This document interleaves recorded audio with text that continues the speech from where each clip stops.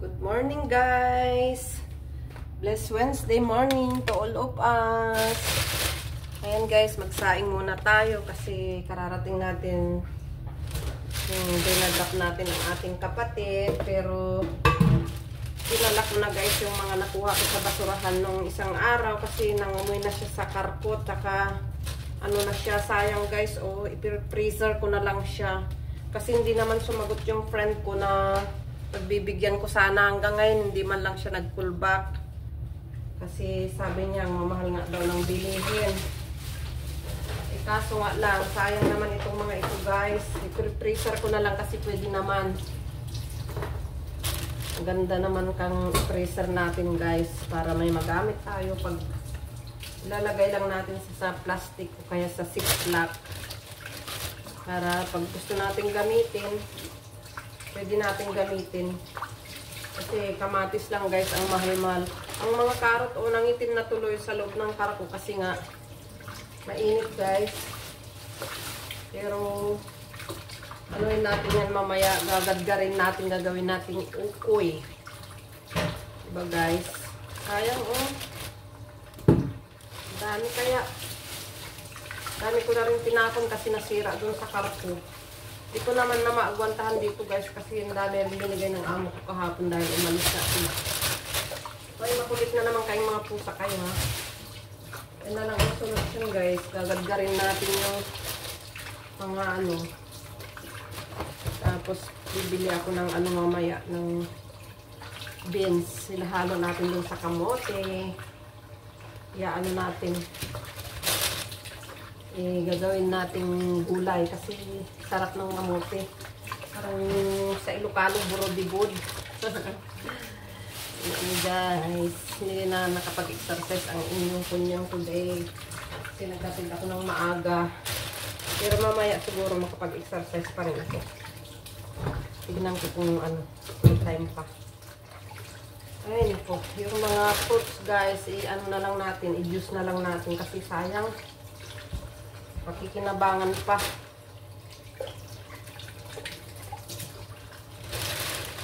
Ay, naku. Sayang yung talong ko, Maano na siya. I-ano ko na lang siya, guys. I-tawag dito. I-ano ko siya. I-tawag doon yung sa Ilocano is ano ba sa Tagalog? Kalimutan ko na tuloy. So, ilagay muna natin sa freezer yung mga ano para mapakinabangan natin pagka wait lang, guys. Lagay ko lang sa freezer. Alaga. Go. Lagay natin sa ziplock, guys. Para ilagay natin sa freezer. Tapos pagka kailangan natin, hindi saka tayo sayang. Kasi itong mga amo ko nga lahat nakalagay sa freezer. Ayaw pa ba ng ano, kailangan naman tayong malaking income. Lalo na ngayon, nag-alisan na yung mga amo. Wala nang income talaga. Tapos yung isang amo ko pa, nagpaalam kasi ayaw na daw bumalik yung asawa niya dito dahil nga sa na-trauma sila sa mga nakaraang war. Kaya, yun, less na naman tayo work. Ay, naku. Ang laki pa rin ng braso ko, guys. Di man lumiliit. Exercise ako ng exercise. Kahit ito, hindi pa rin lumiliit. Ay, sus, ang gulo talaga ng mga alaga, guys. Iwan. I-mix fruits na natin ang mga guys. Ang ating mga kasi sayang ba. Malambot na siya, guys. Hindi ko man nakakain. So, ang gagawin ko, ko na lang. May mixed fruits ko na. Para hindi masayang. Paghalu-haluin ko na yung saging, kiwi, saka itong dragon fruits.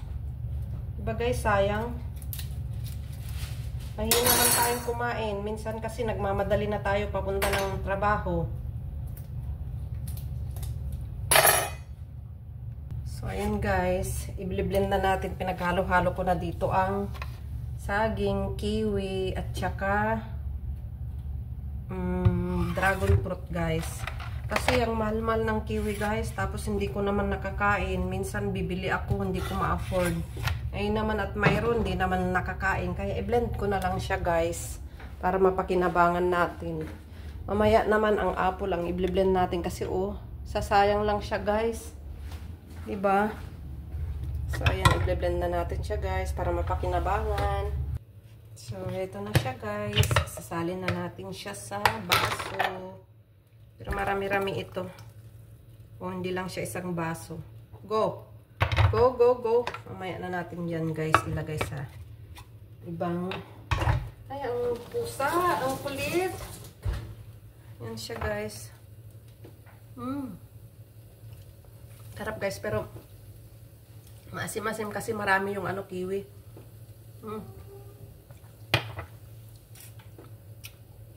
Yan guys. Nag-ihaw tayo ng talong. Kasi sayang yung talong ba. Tapos ito naman, nagsasaing ako ng kanin. Kasi mula kagabi wala akong kain. Kain muna tayo. Daming prutas guys, na may kamatis pa rin doon. Hindi ko pa rin talaga na ilagay sa freezer lahat. Pero na rin akong linuto doon guys. Minatamis ko siya kasi walang itlog kahapon. So, kakain muna tayo ng kanin. Luto-luto muna tayo. Kaso, ang bigas ko guys is ganito. Hindi ko alam lutuin. Pang Indiano ba? So, nag-boil lang ako ng tapos binabad ko yung kanin, yung bigas. Saka ko isasalin doon sa kumukulong Matigas ito guys na bigas kasi nasubukan ko na siya. Kaso no choice tayo, walang ibang bigas.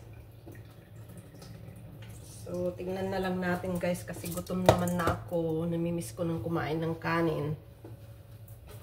So, yan, tignan natin guys. May mga Pepsi pa tayo dito guys. Di man natin naiinom. Mayroon pang Mountain Dew doon sa loob ng freezer. Bigay pa yun ng amo ko noon. Dahil may acidic tayo. Hindi tayo basta-basta umiinom. Kaya yan.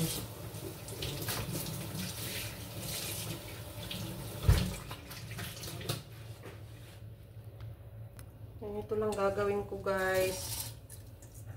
Lalagay ko na siya sa mainit na tubig. Hindi ko alam kung ganito ba talagang magluto ng ganitong bigas. Bahala na guys. Sa ako lang naman ang kakain.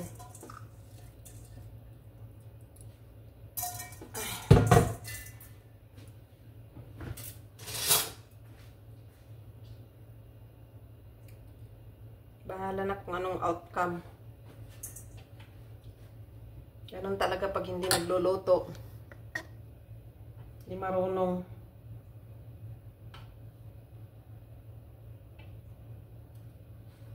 Pero kailangan nating matuto.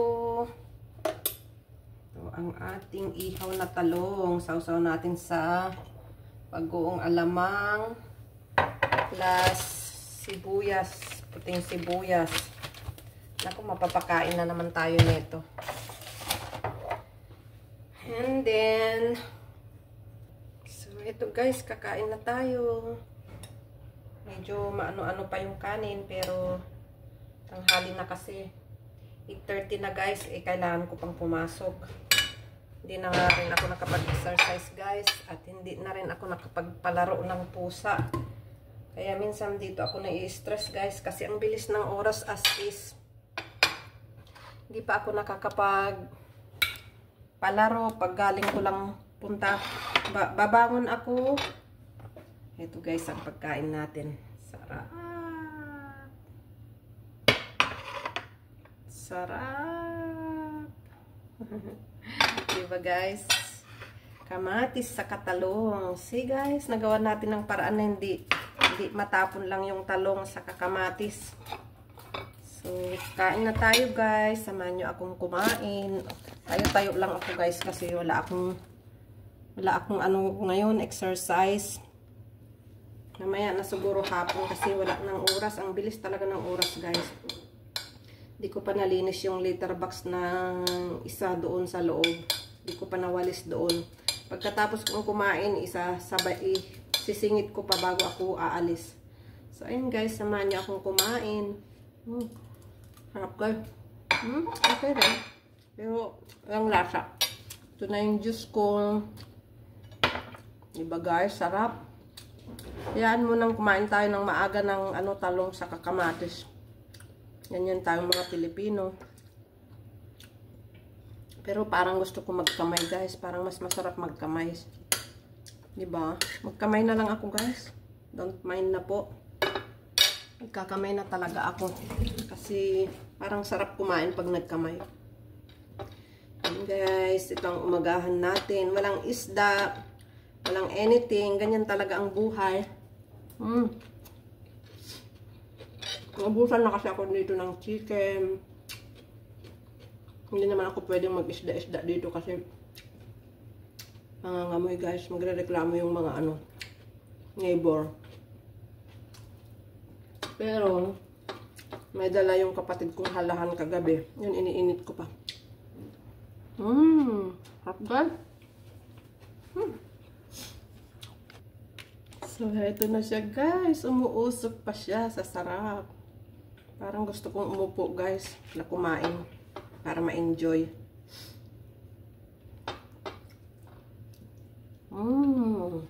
Sarap. Diba guys? Gawin natin ng paraan yung mga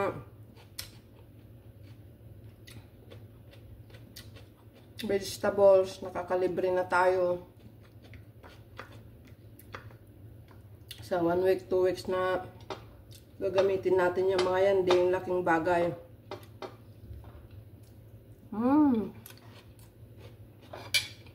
Upo na lang tayo guys. Mas mainam. So yan guys. Sarap. Kain na tayo guys. Yan. Lagyan natin yan kasi masisira yung lamesa nila. Join me guys for eating. Naitlog naman dun kanina guys. Sana ako tawag dito. Prito, pero this is already enough. Umaalat man ang pagkaluto nila nito. Halaan. Sarap guys. Sira ang diet natin ngayon. Tapos hindi pa tayo nakapag-exercise. Hirap kasi guys. Kasi ang dami kong pinupuntahan. Pagising ko ng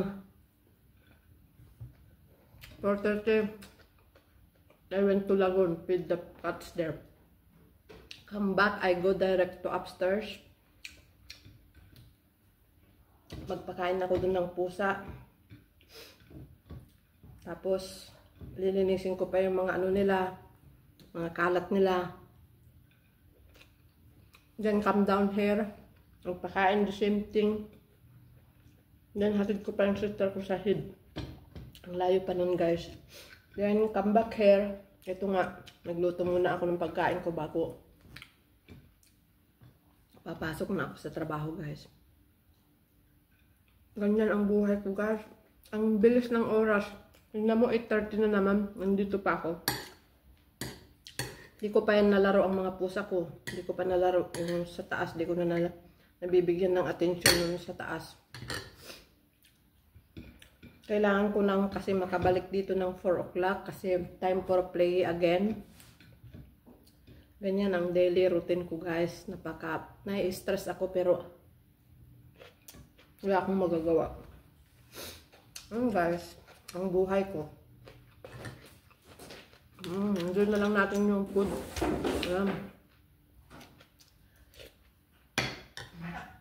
Ang gulo pa ng mga pusa, guys. Nakaharutan sila.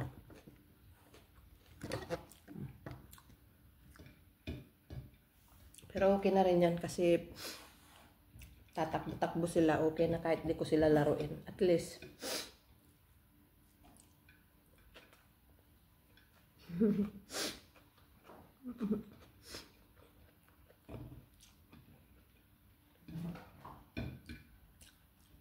makulit yung si Small. Mas sobrang makulit siya, guys.